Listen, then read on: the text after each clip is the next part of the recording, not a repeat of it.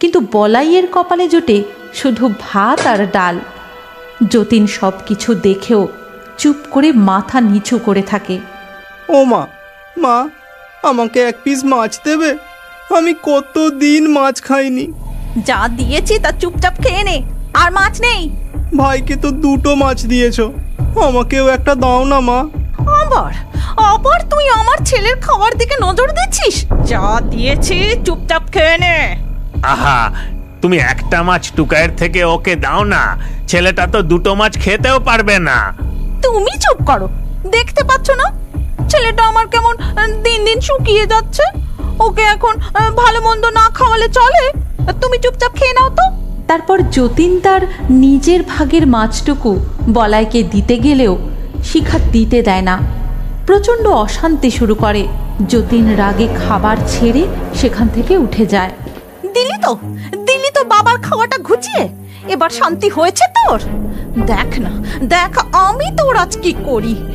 আজ তোরও খাওয়া বন্ধ। এই বলে শিখা বলাইয়ের ভাতের থালাটা কেড়ে নেয় আর একটা বেতের কঞ্চি দিয়ে বলাইকে খুব মারতে থাকে।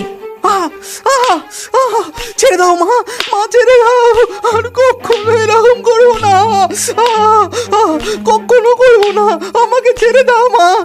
তারপর বলাই কাঁদতে কাঁদতে বাড়ি থেকে দৌড়ে পালিয়ে যায় এবং সে অনেক দূর চলে যায়। রাতের অন্ধকারে সে বুঝতেই পারে না যে সে কখন শ্মশানের কাছে চলে এসেছে এবং সেখানে এসে একটা গাছের নিচে বসে সে ফুঁপিয়ে ফুঁপিয়ে কাঁদতে থাকে। আমি আর কখনো বাড়ি ফিরবো না। মা, তুমি আমাকে একা ফেলে রেখে কেন চলে গেলে মা? নতুন মা আমাকে খুব মারে, একটুও ভালোবাসে না। তুমি কেন চলে গেলে মা? কেন চলে গেলে? ওম হিম ক্রিম চামুণ্ডায় নমঃ। ওম হিম ক্রিম চামুণ্ডায় নমঃ। আর একটা, শুধু একটা শিশুর মৃতদেহ, কিন্তু বেশ কয়েকদিন হলো এই গ্রামে আর কোনো শিশুই মরছে না। না না না, আমি এভাবে হার মানতে পারি না। আমাকে কিছু একটা করতেই হবে, কিছু একটা করতেই হবে। ঠিক তখনই যোগিনী মায়ের কানে একটা ছেলের কান্না ভেসে আসে। এটা তো কোনো ছেলের কান্নার আওয়াজ মনে হচ্ছে। আশপাশ থেকেই কান্নার আওয়াজটা শোনা যাচ্ছে।